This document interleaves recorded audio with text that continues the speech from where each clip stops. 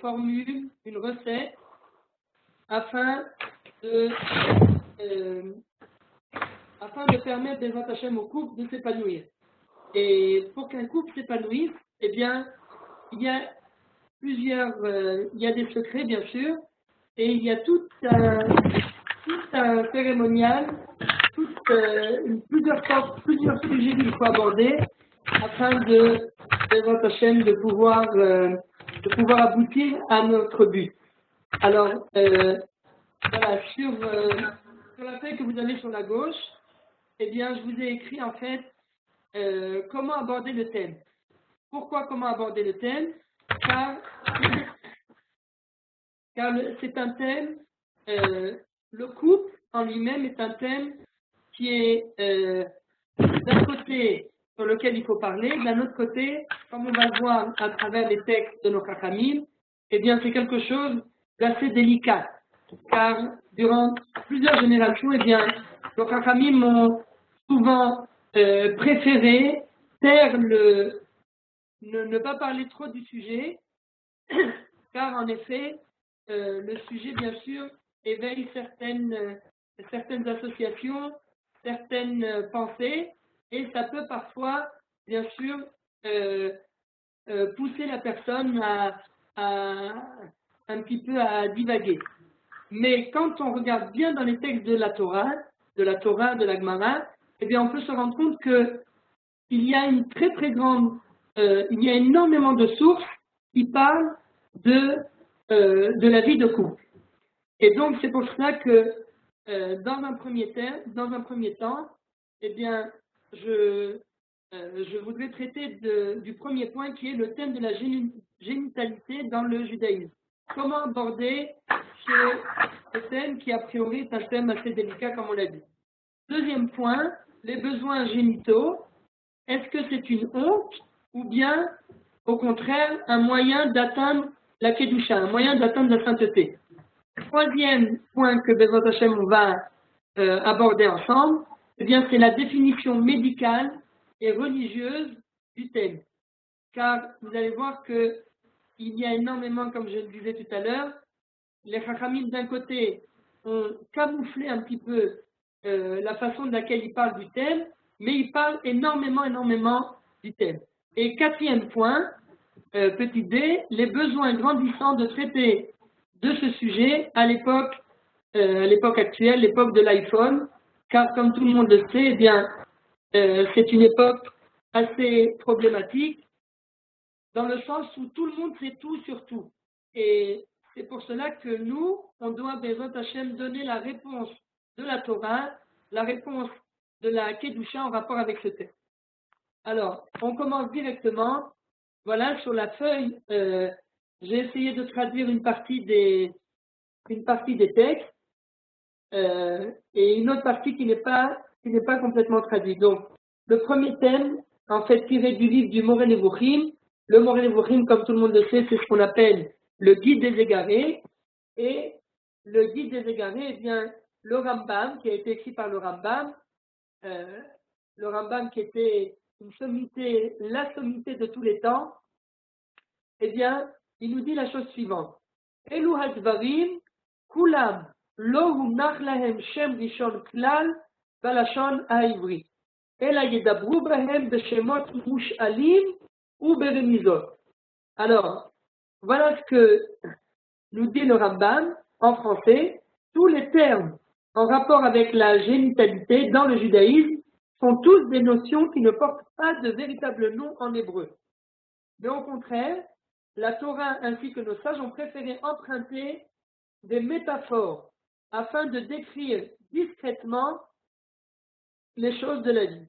Donc, exactement comme on a dit tout à l'heure, bien sûr, vous allez voir que au fur et à mesure qu'on va avancer dans le sujet, on va être obligé d'employer certains termes, mais en tout cas, j'ai trouvé ça important d'abord de faire l'introduction avec le Rambam, et comme vous le voyez, donc comme il dit, dans le judaïsme, tous les termes en rapport avec la génitalité, eh bien, sont tous des notions qui ne portent pas de véritable nom. On n'appelle pas véritablement le sujet par son nom. Au contraire, on emprunte des métaphores. Comme on va le voir, j'ai ramené quelques exemples de la Torah. Comme on va le voir, la Torah elle-même emprunte certaines, certaines métaphores et donc elle préfère en fait décrire de façon plus discrète tout ce qui est en rapport avec le sujet. Donc le but de la Torah et de nos sages, à travers cette approche, eh bien, est d'aborder le thème dans un langage propre et avec beaucoup de pudeur. C'est pour cette raison qu'en cas de besoin, tout celui qui devra parler de ce sujet, nous dit le Rambam, eh bien, devra faire preuve de ruse en adoptant toujours un langage similaire. Donc, c'est très clair, le Rambam est très clair, mais nous, je tenais à commencer par le Rambam, mais encore une fois, il va y avoir beaucoup de sujets en rapport avec ce grand sujet. On va être obligé d'appeler par son nom, car d'abord, comme on a dit, eh bien, c'est un sujet qu'il faut absolument traiter, comme nous dit le Rambam. En cas de besoin, tout celui qui devra parler de ce sujet devra faire preuve de ruse. Donc, aujourd'hui, il n'y a pas d'époque aussi qui demande, il n'y a pas d'époque aussi adéquate que la nôtre pour parler de ce sujet. Car encore une fois, c'est une époque où tout le monde sait tout sur tout, et nous, eh bien, on se doit d'amener une réponse en adéquation avec la Torah. Quelle est la définition de la Torah par rapport au couple? Alors, vous verrez que par la suite, on traitera également d'abord quelle est la définition du couple d'après le judaïsme, parce que la définition du couple, eh bien, c'est pas obligatoirement tout ce que les non-juifs peuvent penser. Nous, un couple, ça a une véritable définition. Un couple, c'est à travers le mariage, etc. Par contre, il y a également un autre sujet, le sujet de la polygamie. Eh bien, est-ce qu'aujourd'hui on a le droit, la polygamie est-elle tolérée de nos jours d'après la Torah? Ou bien encore un autre sujet, le concubinage. Il y a beaucoup de gens qui vivent en concubinage. Eh bien, est-ce que la notion de concubinage est-elle tolérée dans certaines conditions d'après la Torah? Et on verra que on verra qu'il existe certains cas dans lesquels la halakha autorise le concubinage en célibat, vraiment pour des cas extrêmes. Bien sûr, encore une fois, pour bien définir la notion de couple, eh bien, on devra parler des unions interdites d'après le judaïsme, les mariages mixtes, la femme mariée, la femme aguna. La femme aguna, c'est une femme qui a été abandonnée par son mari, ou bien dont le mari doit lui donner le guet et le mari refuse de lui donner le guet. Donc, comment cette femme peut-elle vivre, etc. L'interdiction de rester bien sûr en huis clos avec n'importe quelle femme, ce qu'on appelle la halakha de Yichud, et donc ça aussi, ça fait partie des points qui définissent en fait la notion de couple. Après ça, bien sûr, on parlera de la finalité du couple. Est-ce que la finalité, c'est seulement de procréer, ou bien y a-t-il une autre notion à la finalité du couple? Y a-t-il une autre dimension au couple? C'est également de ne pas rester seul, c'est mettre fin à la solitude. Donc ça aussi, c'est une question d'halakha qu'il faut traiter, très importante.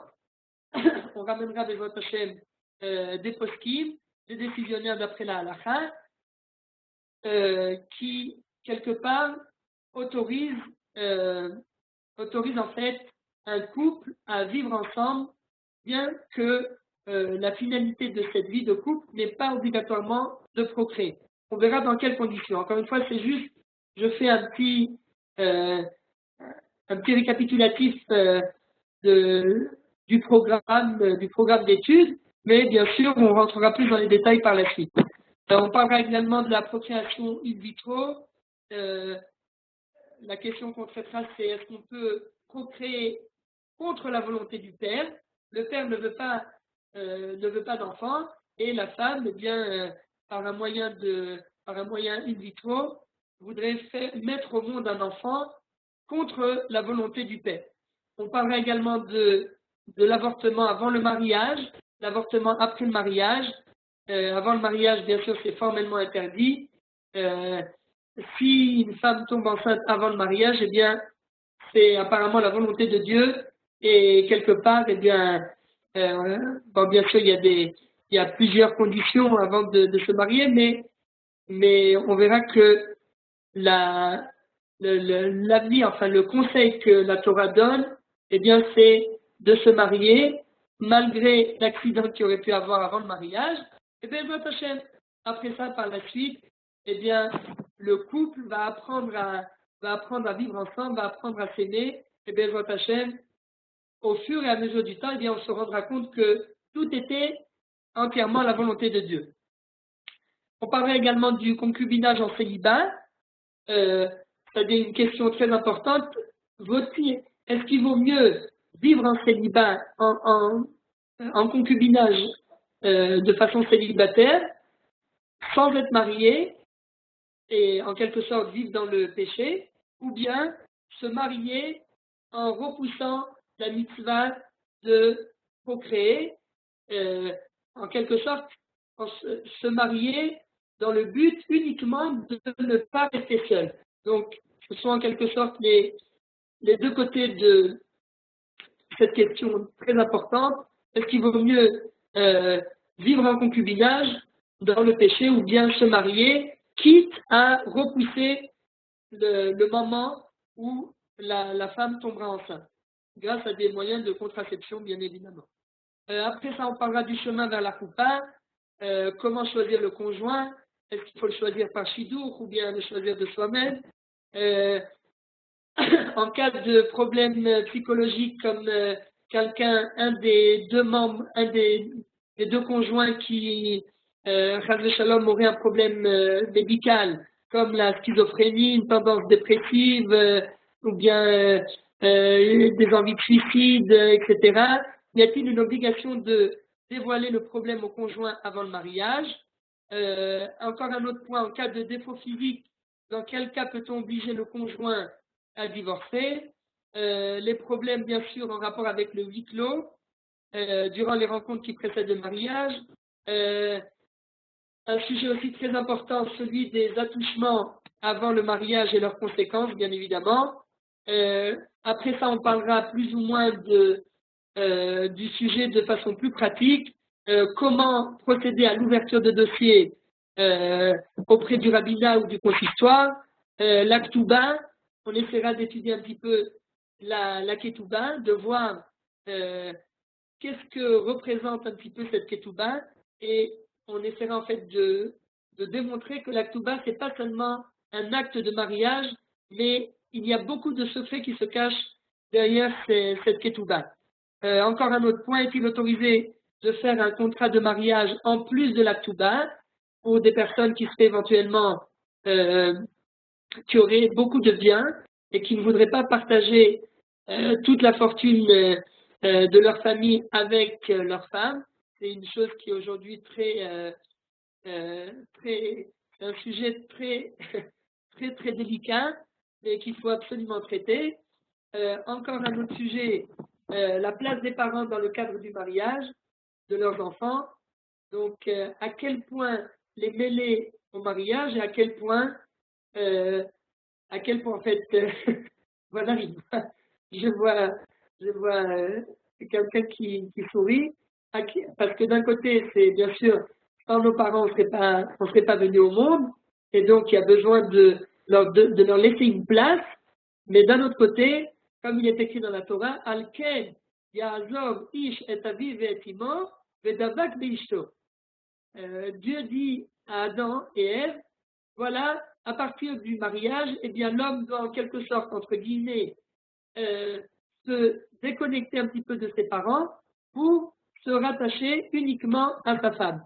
Donc, essayez de comprendre encore une fois, a priori, ça pourrait être un paradoxe, donc essayez également, ça fait partie aussi des secrets d'un couple épanoui. Comment faire arriver au juste milieu, à l'équilibre parfait entre la famille du Khatan et de la Kala, du mari et de la femme, et comment en fait lier les familles avec le couple. Les frais du mariage, bien sûr, d'après la halakha, quelque chose de très important. Comment les décisionnaires à l'heure actuelle voient quelque part le danger qui se cache derrière des dépenses astronomiques. Donc on parlera de ça aussi un petit peu. Un autre sujet qui est celui de la philosophie du mariage. Est-ce que la philosophie du mariage, c'est uniquement assouvir ses plaisirs ou bien découvrir carrément le bonheur? Donc le concept du mariage d'après la Torah, le mariage à l'époque messianique, c'est le côté un petit peu plus philosophique, comme on l'a dit, du mariage.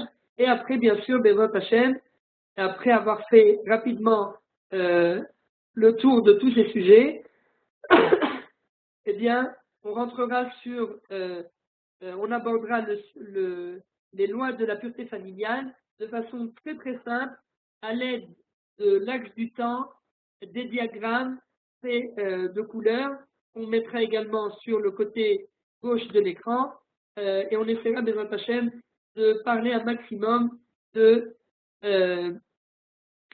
toutes les halakhot en rapport avec la pureté familiale. Et Bezrat Hashem, eh bien, mon vœu, la tfila que je fais à Kadosh Baruch Hu, c'est que Bezrat Hashem, grâce à ces halakhot, eh bien, on fasse apparaître dans le monde plus de sainteté, plus de kedusha, plus d'amour au sein du couple, et que Bezrat Hashem, grâce à cette évolution, eh bien, qu'Akadosh Baruch Hu puisse dire, ah, enfin, mes enfants, Bezrat Hashem, ils ont pris conscience de l'importance de ce sujet, et si eux, eh bien, ils essayent de fournir un maximum d'efforts, eh bien, moi aussi, Mida Keneged Mida, eh bien, je réagirai en conséquence vis-à-vis d'eux, et Bezrat Hashem, je leur amènerai le Mashiach Tzidkenu Vivra V'Yamen.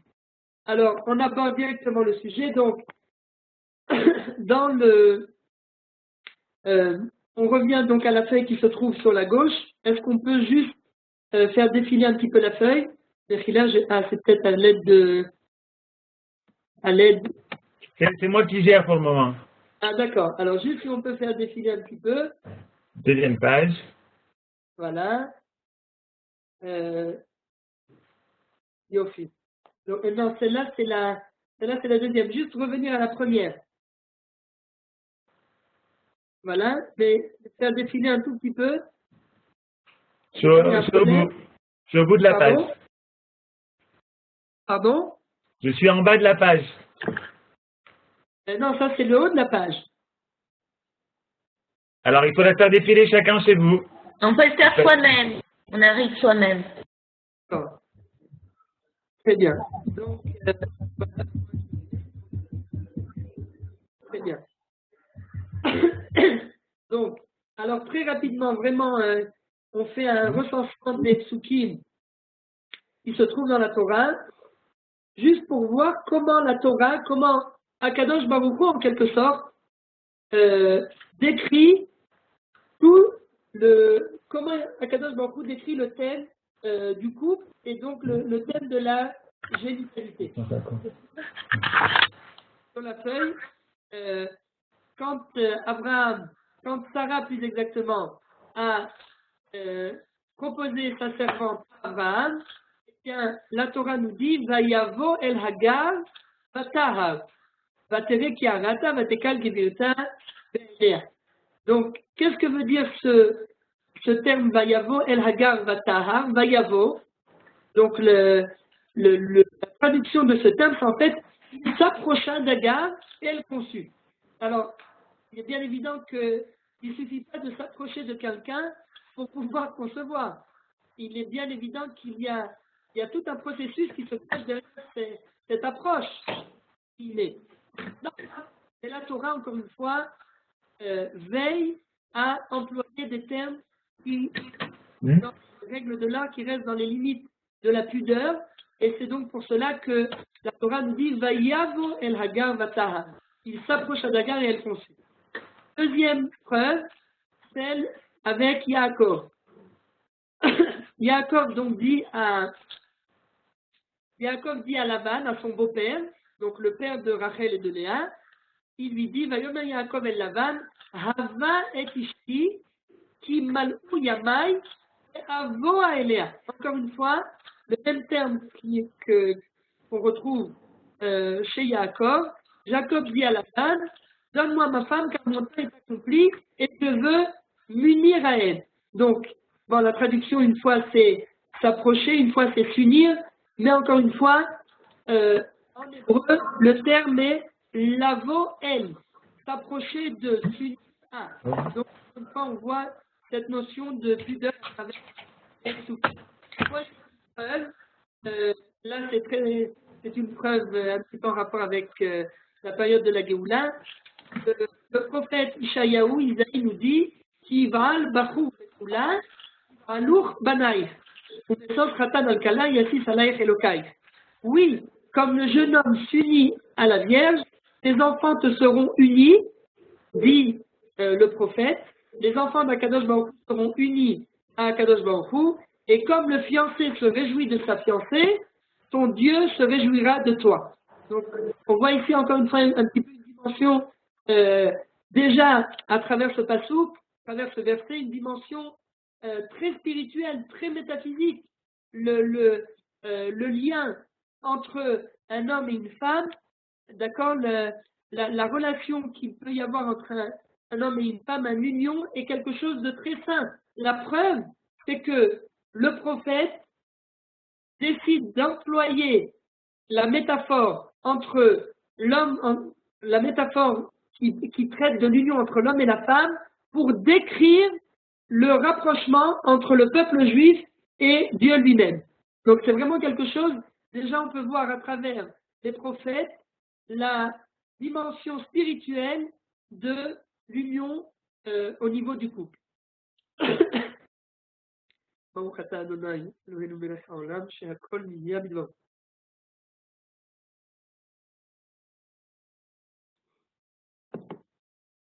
Il n'y a pas un décalage entre la bracha et le Amen. Kazak. Eh bien, que Dieu vous bénisse, même si je ne vois pas tout le monde. Que Dieu vous bénisse, l'essentiel, c'est pas qu'on se voit, c'est que les choses se fassent entendre. Donc, on continue. Pardon. On continue et là, on arrive au Rambam, encore une fois, dans le guide des égarés. Et là, le Rambam nous dit quelque chose. Je vais lire directement la traduction pour essayer d'aller plus vite. Et puis, ceux qui veulent... j'ai essayé de traduire tant bien que mal. Ça m'a pris quand même une bonne heure pour traduire, pour trouver les bons mots, parce que j'ai cherché sur Internet, mais la traduction n'était pas très elle n'était pas très loyale. Donc, j'ai préféré traduire de moi-même. Le Rambam nous dit... Le Rambam, encore une fois, Rabbi Moshe ben Maimon, qui a vécu à peu près vers les années 1000, qui était un des décisionnaires, c'était un Rishon. Bien sûr, c'était une sommité c'est la sommité de tous les temps, parce que le Rambam a fait en fait quelque chose, un travail monumental au niveau de l'ordre dans lequel il a organisé les sujets, les thèmes. Eh bien, il a pris en fait tout le Talmud et il a réorganisé de façon très claire, de façon très limpide, tous les sujets de la Torah. En quelque sorte, quelqu'un qui passe sur le Rambam, eh bien, il peut avoir une vue d'ensemble sur toute la Torah et en quelque sorte sur tous les sujets de la Torah. C'est-à-dire que, comme le Rambam le déclare lui-même, il dit sur son œuvre que quelqu'un qui veut respecter la Torah, il lui suffit simplement de lire la Torah et de lire l'œuvre qu'il a écrite. Et à ce moment-là, ça sera un juif parfait. Donc vous vous rendez compte de l'importance de l'œuvre du Rambam. Alors le Rambam nous dit, dans le Moreh Nevuchim, le guide des égarés, il nous dit comme ça, il existe plusieurs sortes de personnes. Pour certaines d'entre elles, comme nous l'avons dit plus haut, j'ai coupé le passage, tous les besoins matériels sont symboles de honte. Et plus précisément, le sens du toucher. D'accord? Le sens du toucher, parce que le toucher, en fait, c'est la chose a priori la plus matérielle, eh bien, le sens du toucher représente pour eux, pour ces personnes-là, une véritable humiliation. Voilà ce que nous dit le Rambam. Comme il le dit en hébreu, Chush Hamishush Chelpa Hulan. Le sens du toucher est une honte pour le peuple juif.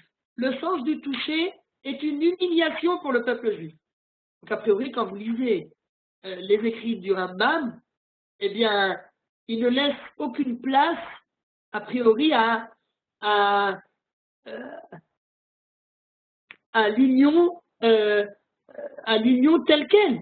C'est-à-dire que l'union telle quelle n'a aucune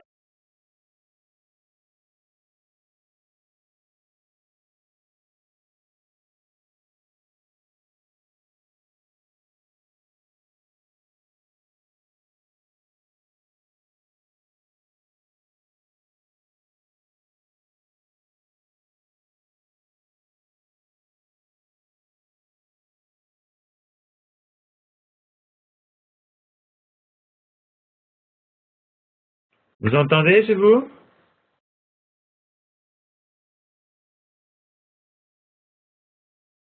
la dimension métaphysique, mais au contraire, lui, il fallait accomplir les mitzvot. Pour lui, un bon juif, eh bien, c'est quelqu'un qui se remet à la halakha telle qu'elle, à la Torah, de façon cartésienne. Et pour lui, eh bien, le toucher est quelque chose, en quelque sorte, de bestial, est une honte, est une humiliation. Et il se base sur qui? Sur Aristote. Le philosophe Aristote.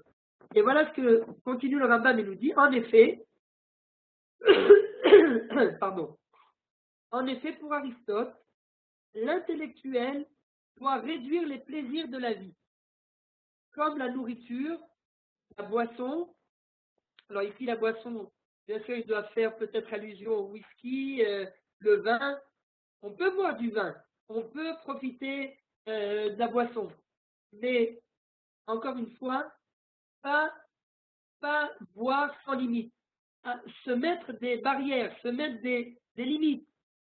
Et donc, pour Aristote, l'intellectuel, le vrai intellectuel, doit réduire les plaisirs de la vie, comme la nourriture, la boisson, ainsi que les rapports.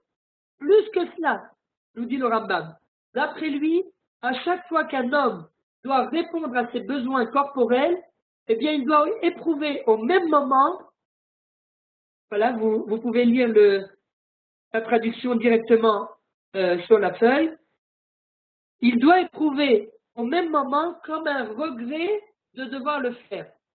Un homme doit manger, et bien au même moment il doit ressentir quelque part que le fait de se nourrir, eh bien c'est quelque chose de bas. C'est pas l'idéal de l'homme. En se nourrissant, c'est pas pour éprouver du plaisir à travers le goût culinaire. Non, il faut uniquement se nourrir pour pouvoir subsister. Il faut uniquement boire pour subsister. Il n'y a pas de notion chez le Rambam de répondre à ses besoins corporels uniquement par plaisir. Non, un homme doit répondre à ses besoins pour servir Dieu. De même, il doit s'efforcer d'éviter de parler de ces sujets afin de ne pas leur donner trop d'importance. Car le but suprême de l'homme, nous dit le Rambam, est de savoir dominer ses désirs et de les exprimer le strict minimum. Ses désirs, ses besoins, eh bien l'homme doit les exprimer le strict minimum. Ce n'est que de cette façon, nous dit le Rambam, que l'homme pourra véritablement revêtir son aspect d'homme. Et quelqu'un qui ne sait pas dominer ses désirs, ou quelqu'un qui exprime ses désirs constamment, eh bien, d'après le Rambam, il ne revêtit pas la véritable image de l'homme. C'est quelque chose de très très fort. Alors on va voir bien sûr un avis qui n'est pas du tout en accord avec le Rambam, mais au contraire qui attache énormément d'importance à tout le côté corporel, à la différence du Rambam. Et donc le Rambam continue et nous dit, vous pouvez descendre la feuille, le Rambam nous dit cette catégorie de personnes, d'accord, donc cette catégorie de personnes qui tentent tout le temps de dominer ses désirs, de les exprimer le strict minimum, de mettre comme priorité d'abord l'intellect avant tout ce qu'on pourrait dire, entre guillemets, ce qui se passe au-dessus de la ceinture plutôt que ce qui se passe en dessous de la ceinture, eh bien, nous dit le Rambam, cette catégorie de personnes est constamment rattachée à Dieu. Et c'est eux qui sont surnommés par Dieu les êtres divins et enfants des cieux. Comme on dit tous les mardis, eh bien on dit, comme on dit dans la tfila du misement de mardi, Ani amarti Elokim atem, uvnei Elyon kulechem. Akadosh Baruch Hu nous dit, je vous prends pour des divins, pour des êtres divins, et les enfants des cieux. Nous dit le Rambam, qui peut mériter cette appellation d'être divin, d'enfants du ciel? C'est uniquement les gens qui savent dominer leurs désirs. Car ceci, nous dit le Rambam, est la finalité de l'homme. Et là, nous dit le Rambam, contrairement à cette catégorie, il existe d'autres gens qui sont situés à l'opposé de ceux-ci, loin de Dieu, que l'on appelle les écervelés, car ils ont déjà arrêté de réfléchir et de raisonner depuis bien longtemps. Leur seule priorité est uniquement de partir à la découverte de sensations fortes, de vivre toujours plus d'expériences sensuelles, ce qui les mènera, au final, nous dit le Rambam, à la dégradation d'eux-mêmes. Alors nous dit le Rambam, qui on veut imiter? Est-ce qu'on veut se rapprocher d'Akadosh Baruch Hu? Est-ce qu'on veut essayer? Car le but, la finalité de l'homme, si on a été créé, si on a été envoyé sur terre, eh bien c'est pour essayer de se rapprocher d'Hachem. C'est pour essayer de devenir plus saint, de devenir plus divin. Et non pas de se rabaisser, de se dégrader au niveau de l'animal, chas v'shalom. Et donc, nous dit le Rambam, en résumé en une seule phrase, Kush hamishush chelpa ulad. Le sens du toucher est une humiliation pour le peuple juif. Alors vient le Ramban, Rabbi Moshe ben Nachmanide, et lui nous dit non, en aucun cas, c'est la deuxième feuille que vous avez. Nous dit le Ramban, pas du tout. Le Ramban nous dit, ça j'ai pas eu le temps de le traduire, mais on va le traduire online rapidement. Nous dit le Ramban, tout ce que nous enseigne notre maître, le Rambam, Rabbi Moshe ben Maimon, dans le Guide des Égarés, eh bien, n'est pas exact. N'est pas exact. Surtout, ce qu'il fait de louer Aristote. Sur ce qu'Aristote a dit, que le sens du toucher est une honte pour nous, est une honte pour la race humaine. Nous dit le Rambam, Chas v'shalom, Khalila, comment peut-on apprendre quelque chose d'un philosophe non juif? En adama Moshe Amar Hayevani. On se rapproche bientôt de Hanouka et nous dit le Rambam, Rabbi Moshe ben Maimon, en aucun cas la chose n'est pas comme nous dit ce Romain, Aristote. Car Aristote, ce Romain, eh bien, sa philosophie, elle est touchée de minutes. Minutes, eh bien, c'est la doctrine d'Épicure, l'apicortout. C'est une doctrine d'Épicure. C'est c'est une trahison. On ne peut pas se baser sur la philosophie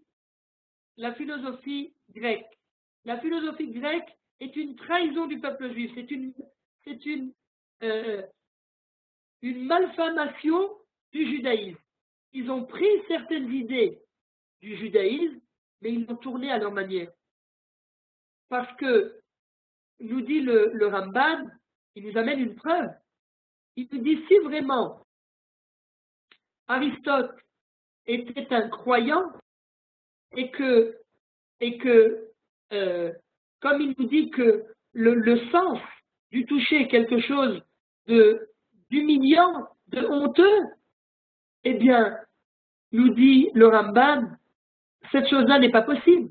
Comment peut-on expliquer qu'Akadosh Baruch Hu crée quelque chose qui n'est pas vital pour l'homme, quelque chose qui est une honte?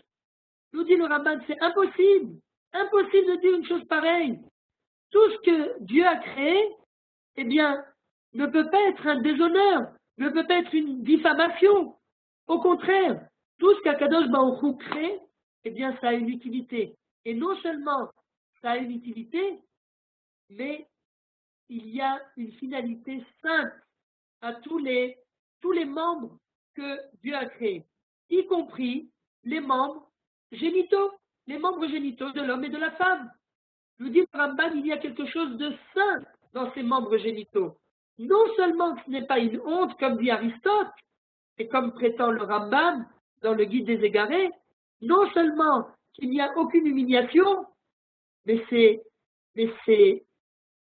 membres, eh bien, détiennent en eux une certaine sainteté. Alors attention, c'est vrai que il faut pas bien sûr faire le culte de ces membres. On n'a jamais dit que le Ramban va faire comme la mythologie grecque, va faire le culte du corps, le culte, là aussi, on risque de tomber dans l'autre extrême. C'est pas du tout ce que nous dit le Ramban. Le Ramban nous dit, non, si Akadosh Baruch Hu a créé ces fameux membres, eh bien c'est parce qu'ils ont un but. Ce n'est pas, Chas v'Shalom, parce qu'on doit se cacher d'eux, on doit avoir honte d'eux. Bien sûr, il faut toujours respecter les règles de la pudeur, les règles de la halakha.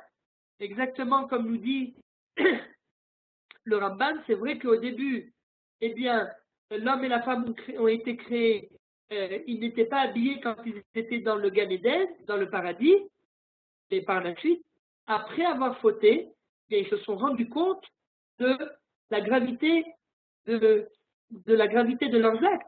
Et ils se sont rendus compte qu'ils n'étaient pas habillés.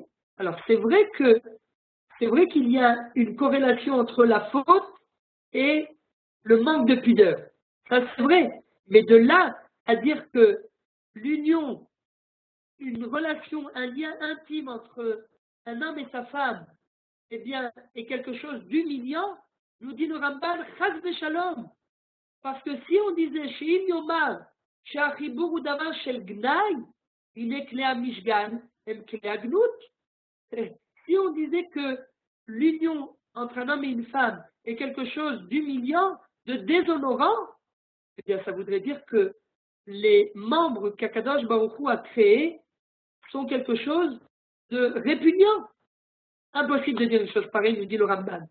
Et le Ramban, la différence le Ramban, c'est-à-dire Rabbi Moshe ben Nachmanide, à la différence du Rambam, Rabbi Moshe ben Maimon, le Ramban, lui, se base toujours sur les sources de la Kabbalah, de la Kabbale. Le Ramban était un très grand kabbaliste. Il a vécu plus ou moins à la même période que le Rambam et c'était un très grand kabbaliste. Et donc, il a toujours cherché à déceler le côté caché de la Torah. Et donc, c'est pour ça qu'il nous dit, si Akadosh Baruch Hu a créé tout cela, eh bien, c'est parce que Akadosh Baruch Hu est droit. Akadosh Baruch Hu détient, il est le maître du monde.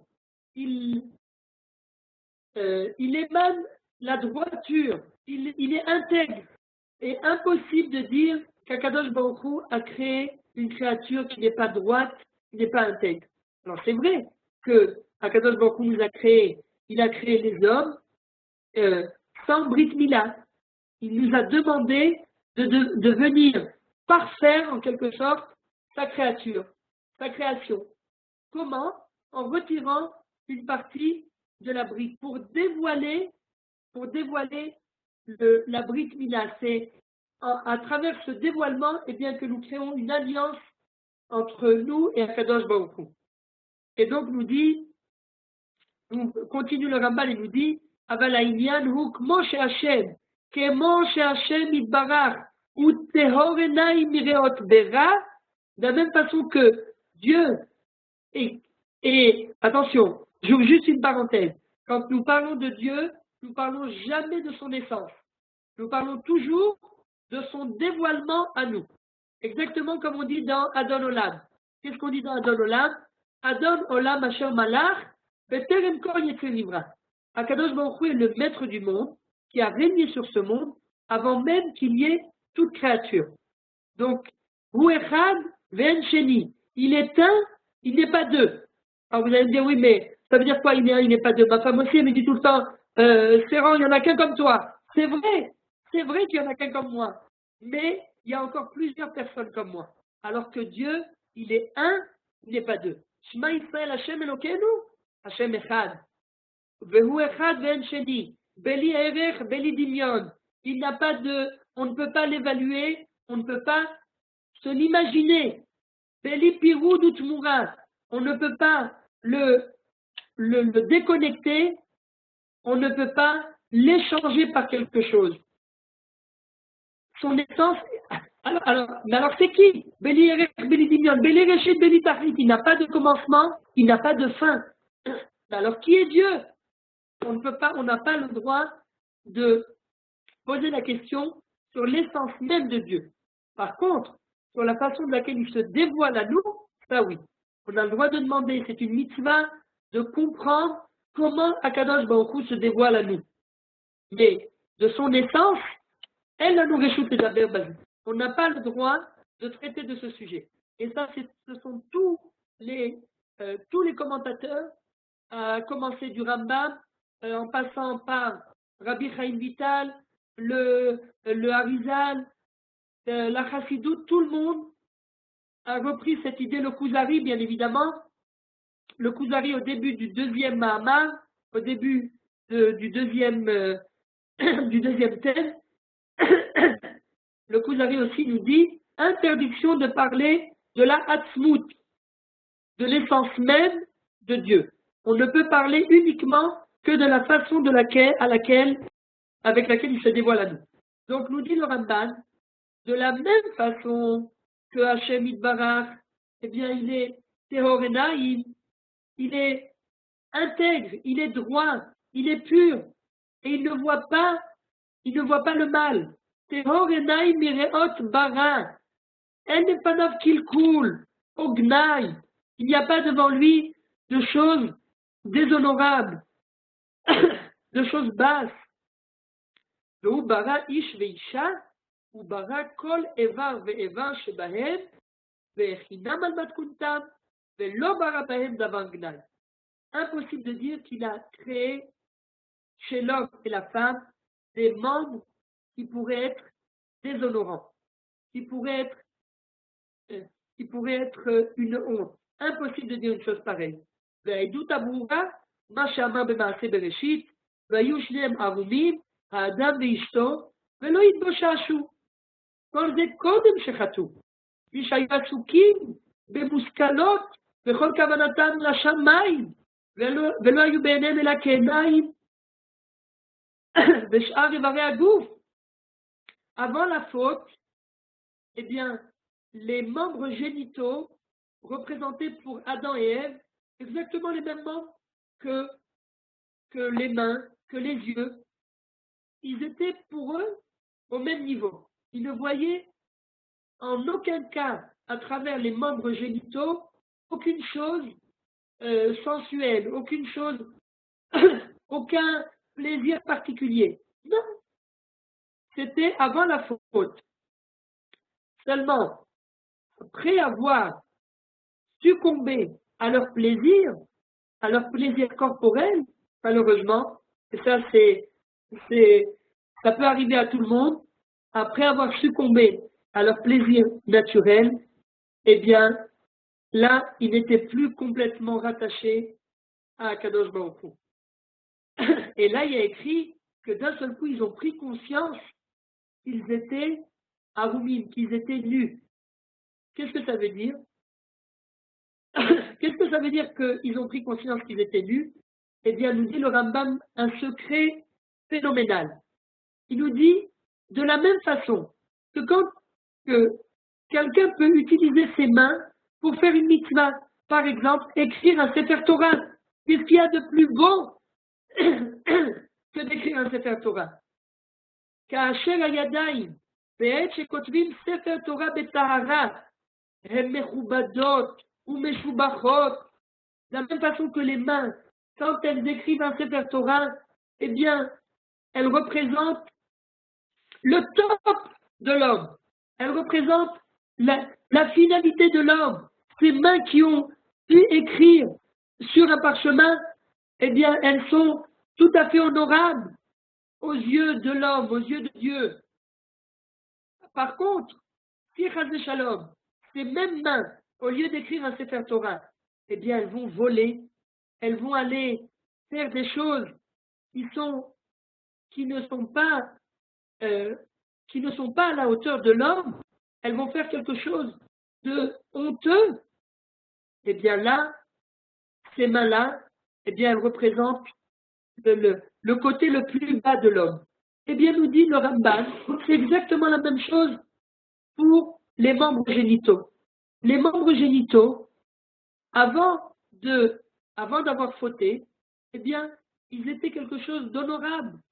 כך הם כלי המשגל לאדם ולאשתו קודם שחטאו. וכמו שיש בכל איבר ואיבר מהאיברים מהלל ושבח בעשות הטוב וגנאי בעשות הרע, כך היה לאדם הראשון בכלי המשגל. Nous dit le Ramban, de la même façon que, comme on l'a dit tout à l'heure, les mêmes membres peuvent parfois servir pour faire le bien, et là ils sont tout à fait honorables, ou bien Chas Shalom peuvent servir pour faire le mal, et là, eh bien ils sont honteux, eh bien nous dit le Rambam, là je suis d'accord avec le Rambam. Si on se sert de nos membres génitaux pour faire des mitzvot, pour procréer, pour, comme on va le voir, donner du plaisir à sa femme, parce que ça aussi c'est une mitzvah, ce qu'on appelle la mitzvah ona, quand la femme ressent un besoin d'être avec son mari, ça aussi c'est une mitzvah. Si c'est dans ce but, eh bien là, les membres génitaux sont tout à fait honorables. Alors que c'est Chas Shalom, le but de l'homme, la priorité de l'homme à travers ses membres génitaux, eh bien, est d'essayer de, comme on l'a dit tout à l'heure, de partir à la découverte de sensations fortes et d'être toujours à l'affût de plaisir, eh bien là, ces membres génitaux ne sont pas honorables. Là, l'homme, en quelque sorte, a failli à son véritable but. Et là, c'est quelque chose de honteux. Là, nous dit le Rambam, je suis d'accord avec le Rambam. Là, je suis d'accord avec le Rambam. Nous allons juste, Hazak, puisqu'on a été...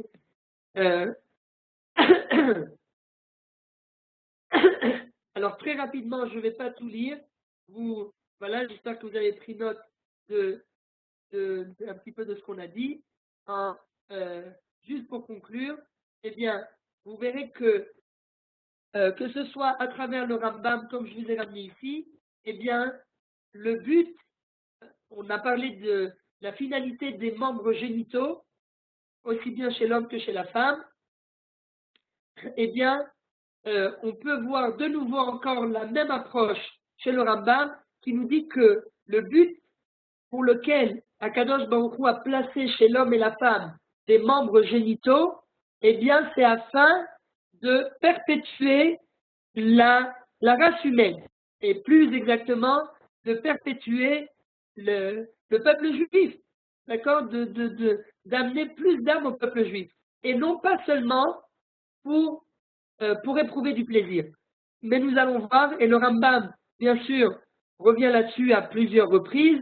Il nous dit bien sûr que c'est aussi un besoin corporel, un besoin médical, parce que, comme vous le savez, le Rambam était lui-même un médecin. Il nous dit, comme vous le voyez dans le deuxième Rambam, Perek Gimel al Achabet, Ilchot Deot Perek Gimel al Achabet, nous dit que à travers, en quelque sorte, une relation, eh bien, un homme, quelque part, guérit son corps. Il y a un besoin naturel pour le corps de s'unir pour un homme de s'unir à une femme. Eh bien, à travers ce lien intime, l'homme, eh bien, va, quelque part, va préserver son corps. Les havrod gufo vevaro bilvat. Mais nous dit le Rambam, uniquement pour préserver son corps. Donc, nous dit le Rambam, et ça, c'est ce qu'on va essayer c'est ce qu'on essaiera aussi de voir, vraiment en un mot, savoir mettre aussi des limites. Car tout abus, comme nous dit le Rambam, il faut toujours essayer d'arriver au juste milieu.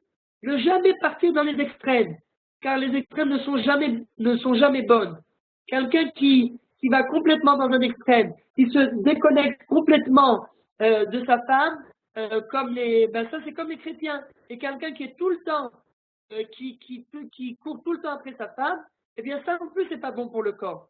Ça non plus, ça peut porter atteinte au corps. Donc toujours trouver le juste milieu, c'est ce dont nous parle le Rambam. Bezrat Hashem, la semaine prochaine, eh bien, nous continuerons.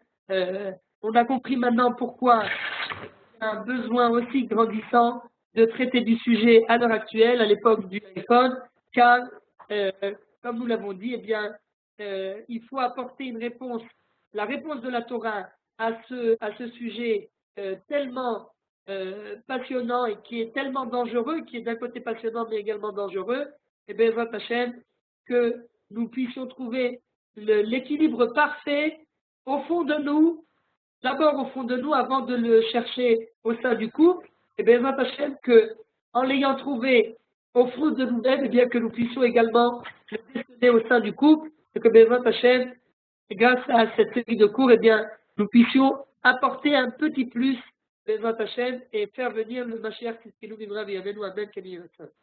Amen. Un grand merci, Toda Rabba Rav Seror. C'est le moment, si vous avez des questions, après cette brillante Akdama, cette brillante introduction, est-ce qu'il y a une question? Vous pouvez poser par chat. En haut à droite, vous avez le chat ou avec votre micro. C'est le moment. Je vois que pour l'instant, voilà, ça a été très clair. Pour le moment, il n'y a pas de questions. Donc, Benny qui dit merci, c'était génial. Moi aussi, j'ai trouvé que cette introduction était magnifique et surtout, comme vous l'avez si bien dit, quoi. Aujourd'hui, il y a tellement de choses qui sont dites par Internet, par l'iPhone et on n'a pas la vision de Torah est malheureusement peu connue. Donc, vraiment, une grande nécessité de secours. Toda Rabba au Rav Seror. J'aurai le plaisir, moi, de vous retrouver demain soir. Demain soir, on a le cours éducation, donc on parlera là de la suite. On parle du couple ce soir, mais après le couple, il y a les enfants. Donc avec l'Iadvar, on parlera de l'éducation des enfants demain soir. Et après, on a notre nouveau cours également sur une nouvelle approche de la paracha où chaque semaine, un nouveau rab vous parle de la paracha, un nouvel orateur. Et cette semaine, on aura le plaisir d'être avec le professeur Dana Picard, qui est responsable, président de Machon Lev. Un dernier mot, Rav Seror? C'est quelqu'un qui a écrit les références du Rambam. Oui, j'allais justement le dire. Les références du Rambam, ce que le Rav Seror m'a envoyé, ce que vous voyez à gauche, ce sera mis sur le site. Donc, vous irez sur le site, où il y a le petit rond vert pour vous connecter. En dessous, il y aura chaque semaine, ce sera mis l'enregistrement du cours avec les références. Voilà. Merci beaucoup aussi à Alain d'être venu. Pour les nouveaux participants, ça fait plaisir. Et si vous pouvez acheter un micro, une caméra, ça coûte pas cher du tout et ça donnera vraiment une ambiance de classe. Toda Rabba, Shabbat Shalom à tous. Shabbat Shalom. Shabbat Shalom. Kol Tov. Hazak Pour encore plus de cours, rendez-vous sur fr.linmod.org. Shabbat Shalom. Shabbat.